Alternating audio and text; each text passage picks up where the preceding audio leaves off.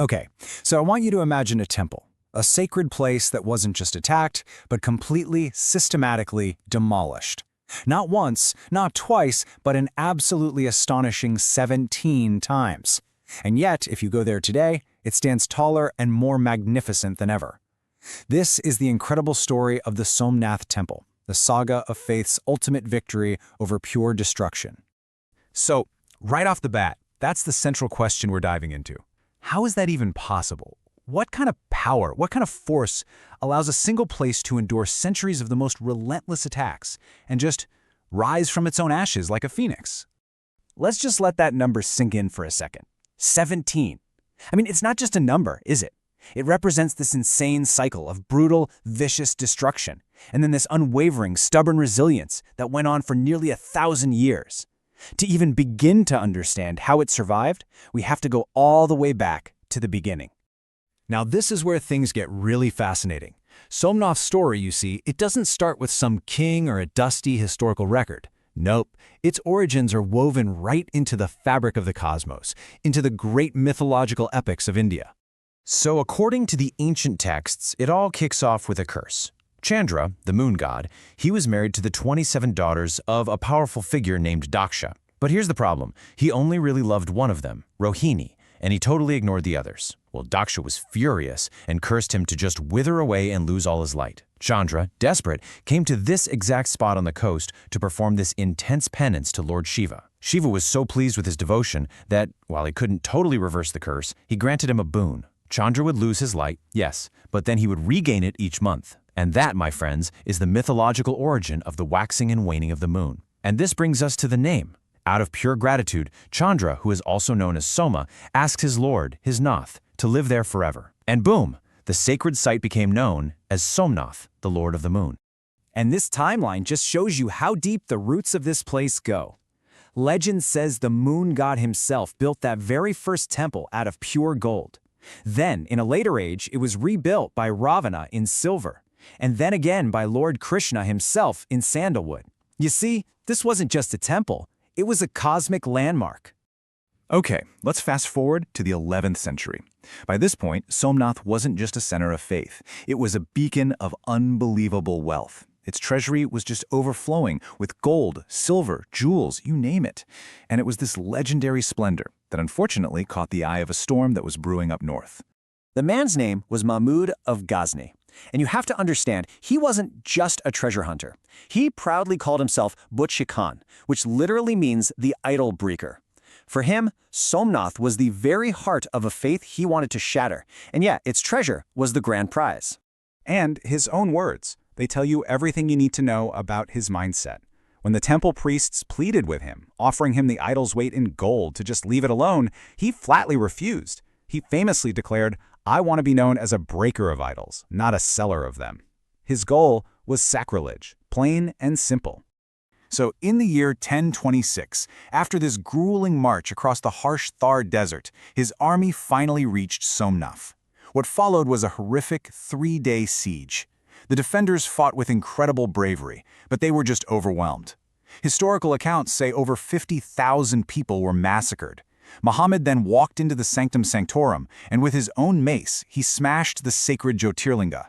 He plundered wealth beyond imagination, and had the broken pieces of the idol taken all the way back to Ghazni to be placed in the steps of a mosque, a final, brutal act of humiliation.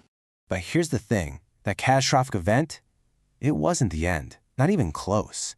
In fact, it was just the beginning. For the next 700 years, Somnath would be trapped in this relentless, painful cycle of destruction and rebirth. And I mean, look at this cycle. It was absolutely relentless. After Ghazni, King Bhimdev rebuilt it. Then, in 1299, Alauddin Khilji's army came and sacked it again, only for it to be restored by King Mahipaladeva. The same pattern happened with Mahmud Bagata in the 15th century. And then, most devastatingly, by the Mughal Emperor Aurangzeb, who ordered it to be completely demolished not once but twice, and even had a mosque built from its rubble. And yet, each time it was razed to the ground, the faith of the people raised it right back up. Now this is a really crucial moment. By the 18th century, the original site was just a ruin. And a remarkable queen, Maharani Ahilyabai Holkar, she knew she couldn't reclaim that exact spot. So she did something incredibly wise. She built a brand new temple right next to it. She made sure that the flame of worship, the actual spirit of Somnath, never, ever died out. And that brings us to the modern era, where the final reconstruction of Somnath became completely intertwined with the birth of a newly independent India.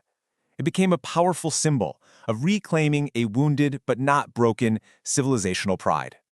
Just a few months after India gained its independence, the Iron Man of India, Sardar Vallabhbhai Patel, visited the ruins. Deeply moved by what he saw, he took water from the Arabian Sea in his hands and made a solemn vow. A free India would rebuild Somnath and restore its glory. Now, this was way more than just a promise to build a temple. It was a national resolution. But this path wasn't simple. Mahatma Gandhi, for instance, supported the idea, but he insisted it had to be funded by the public, not the state government, so it could be a true nation's temple. On the other hand, Prime Minister Jawaharlal Nehru was concerned that a secular government really shouldn't be getting involved in religious construction. But in the end, Patel's vision, which was really driven by this desire to heal a deep historical wound, won out. And on May 11, 1951, the new temple was inaugurated. India's very first president, Dr. Rajendra Prasad, gave a powerful speech, and he captured the entire saga of Somnath with this one perfect line: "The power to create is always greater than the power to destroy." But the story of Somnath isn't just about its turbulent past. The temple that stands today holds some incredible mysteries that hint at a profound, almost unbelievable understanding of science and geography by its ancient builders. Okay, get this. There's something called the Bon Stomb, or the Arrow Pillar. It's a pillar on the temple grounds with an arrow pointing straight south out to sea. And there's an inscription on it, centuries old, that basically says there is no land in a straight line between this point on the shore and the South Pole. And today, with satellites and GPS, we know this is astonishingly, mind-bogglingly accurate. So that just brings us to this huge question. How? How in the world did the ancients know this? It points to this incredibly sophisticated knowledge of geography, of mapmaking, of astronomy that we are only now really beginning to appreciate. And if that wasn't enough to blow your mind, there's another mystery. Early historians, including the one who traveled with Muhammad of Ghazni, al-Biruni, they wrote that the original idol in the temple just floated in midair, no support from above, no support from below. The most popular scientific theory today is that it was an absolute marvel of engineering, suspended perfectly inside a powerful magnetic field generated by huge lodestones placed in the walls and ceiling. So when you piece it all together, the myths, the destruction, the resilience, the science, the mystery, you start to realize that Somnath is so much more than a building made of stone. It's really a testament to the endurance of the human spirit. And this, for me, is the ultimate takeaway. Think about it. The powerful men who tried to erase Somnath, Mahmud of Ghazni, Alauddin Khilji, Aurangzeb, they're just footnotes in history books now. They are gone. But the collective faith that rebuilt this temple again and again and again, that is a living, breathing force that remains today. You see, the temple we see today isn't a monument to victimhood or past wounds.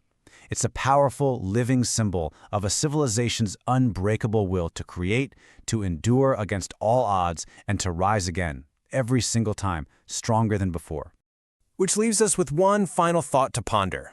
We started this whole conversation talking about 17 acts of destruction, but when you look at its entire epic history, is the story of Somnath really about destruction at all? Or is it just maybe the world's greatest story of creation?